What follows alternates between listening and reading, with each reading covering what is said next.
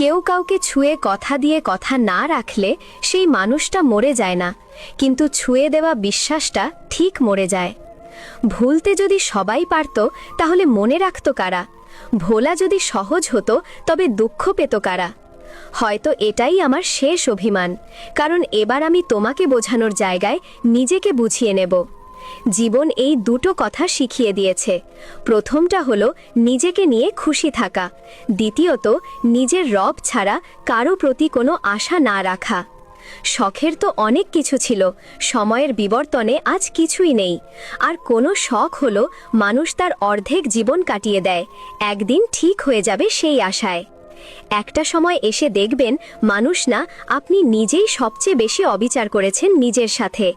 আমাকে ছাড়া কার চলবে তা আমি টের পাই, কার চলবে না সেটাও টের পাই। আমার অসুখের দিনে কে শোক পালন করবে আর কে খুশি হবে সেটাও টের পাই।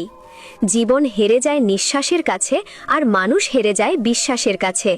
যা ভেঙে গেছে তা স্বপ্ন ছিল, আর যে ভেঙে দিয়েছে সে আমার খুব কাছের মানুষ ছিল। থেকে যেতে মায়া লাগে আর ছেড়ে যেতে অজুহাত। একটা সত্যি কথা কি জানেন?